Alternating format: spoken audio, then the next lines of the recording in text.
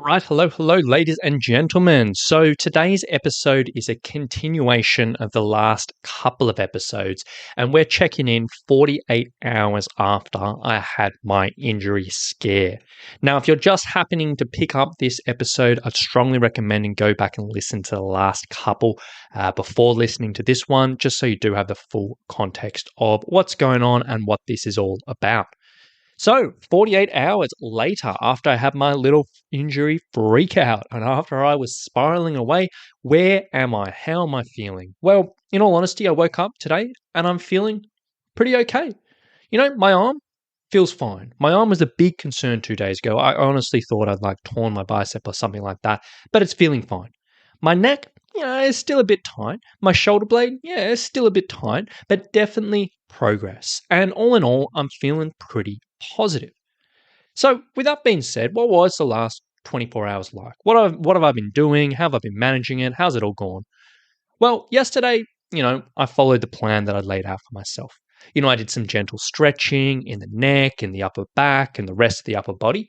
I noticed this was giving me some nice short-term relief. So I was doing this in kind of quick sessions through the day. When I had a spare 5 minutes in between meetings or in between calls or whatever it may be, I just get up, do a few quick little stretches, and that was quite helping quite a bit.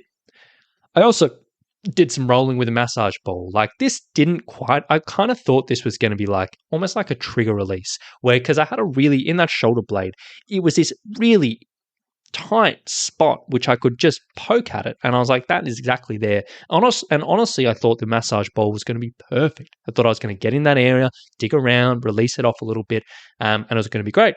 But surprise, surprise, for whatever reason, this didn't quite get the spot.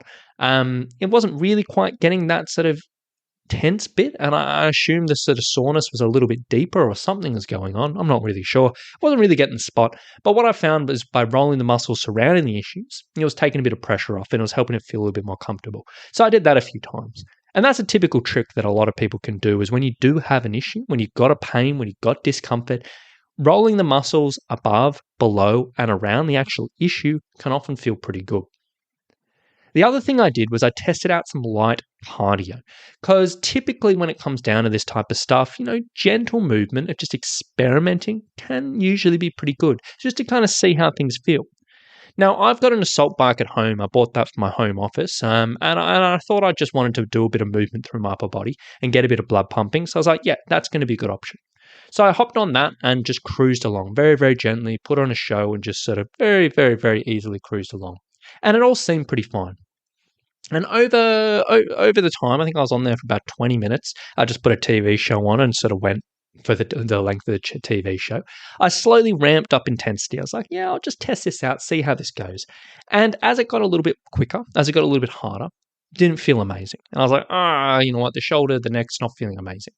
But what I ended up doing is just going to that low intensity, just accumulated some time, and just kept the blood moving over. And then over the day, I sort of just tested out some other movements through the day. I just moved my upper body in a few different positions, felt what was good, what was bad, and just sort of tested things out, which is often a good idea whenever you're dealing with some type of thing, of just testing things out, seeing what feels good, just experiment. Because sometimes when we get sore, we get hurt, we have a little scare, we can get really, really, really scared about everything. And we can start stressing out about all movements, every direction we go, every little tiny movement. And sometimes that can kind of build on the issue. If we get really scared about certain things and really, really conservative around our movements and just really, really protective, sometimes that can actually exacerbate the issue. So it can be a good idea just to experiment, just to see what feels good, what feels bad. And, if something feels bad, obviously you don't have to push it, but you may be surprised about how many things actually feel fine. And that can be really good physically and also mentally. And then last night, essentially, I think I was saying in the podcast yesterday, that I realized that because my shoulder blade was so tight, every time I turned over at night, I was leveraging myself up onto my neck to roll over instead of just rolling over off my back because of that shoulder blade. So last night I ended up using a slightly thicker pillow than which I had hanging around, which I'd bought ages ago, and I was like, this is too thick for me. This doesn't really work for me. But last night was actually perfect because it gave my head some more support and just propped it up a little bit higher, and that was good. Now, one thing I did notice, though, was yesterday my energy was still super low. I was still kind of emotionally drained. My mood was much better, but my just energy was really, really low. And every time my shoulder blade did tug at me, I was getting a bit frustrated. I was like, yeah. I forgot about you for 10 seconds. And then I was like, yeah, it's there. And I was kind of getting a bit annoyed with myself. But it was better than the day before. And by the end of the day, I was knackered. I was tired. My energy was so low, and I went to bed super early. I think I was like falling asleep at 7. I was that drained. And then at 7:30, I kind of got into bed, and I was like, I'm just going to read my book. I think I was well asleep before 8. So I was in bed super, super, super early.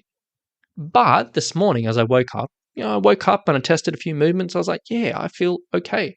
My shoulder blade is significantly happier. My neck is a bit better, and my arm's mostly good. So today I'm feeling really, really, really positive, which is great because this is such a change from what it was just 2 days ago of what I was feeling, what I was thinking, what I was worried about, which just happens all the time. So today's plan, looking at things, is just to ramp up intensity a little bit. So yesterday was gentle movement, gentle exercise, kind of went okay. So today's plan is just ramp up intensity a little bit. And ultimately I haven't done it yet, but I'm tossing up between 2 training sessions. Either, a high intensity interval session on a bike. So once a week at this stage, I'm trying to do a really, really, really challenging interval session on an assault bike. And essentially, if you do listen to my podcast, you probably heard me talk about aerobic power intervals a million times, which is a fantastic interval training session, which can be great for hikers. And for me, it's going to be great in my context as well. It is a very challenging workout and does require quite a bit of intensity. So what I'm sort of thinking is maybe I'll do this session, but I'll go to the gym and I'll just use like a stationary bike. So my upper body, while it's resting, doesn't matter, and I can work hard on here.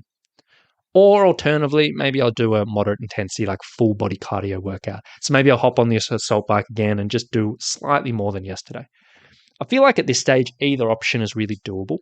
But I'm a little bit concerned about my energy. Like I have woken up, and as much as my body is feeling good, mentally I'm feeling much better, my energy is still really low and I'm tired. So I think as the day goes by, I'm just going to make a decision on how my energy is feeling, because that high intensity interval session on a bike, it's not much fun when you're low on energy. So if my energy ramps up through the day, maybe I'll do that. If not, I'll have another option. So all in all, the last 48 hours have been a bit of a roller coaster. Today, in all honesty, I'm feeling pretty confident that I will be back to baseline in a few more days. I'm feeling like I'll be back on track, focused, and all good. But as you heard a couple of days ago, this is a very, very, very different mindset than what I did have.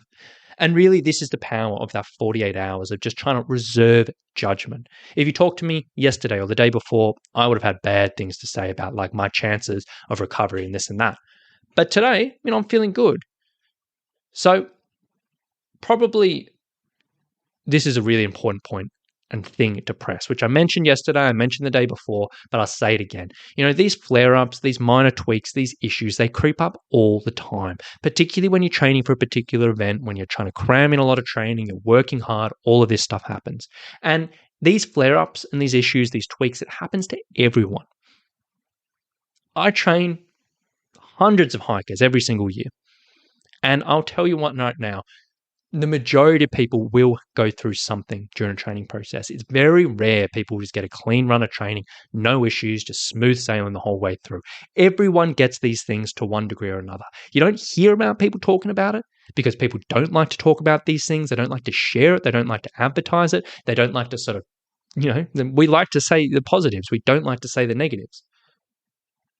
But everyone gets it. And it is very rare that when you follow a training journey, you'll never have a setback. But when these things happen, it is so important just to try and stay in the game. Try not to spiral like you heard me a couple of days ago. Try to stay positive, or at the very least stay neutral, and try to stay proactive. Because there's so many things you can do around these things. Don't just accept it. Don't just do nothing. Don't just wait and see. But be proactive. Do some gentle exercise. Do a little bit of stretching. Do a little bit of mental mindset work or whatever. Something to stay proactive. Because if you can be proactive in one way or another while this is all going on, then it'll do wonders for your mental state during a flare-up, but also your rhythm and your routine of getting back into things when you're feeling ready. For me, I'm feeling like, okay, cool. Maybe tomorrow I'm going to test things out a little bit more. Maybe today I'm going to like push things. And I can feel like when I'm feeling 100% ready to roll, it's going to be easier to slide back into training. But if you just sit, if you have an issue and you just spiral and sit for 48 hours, it can be dark, dark, dark. It can suck. It can be terrible.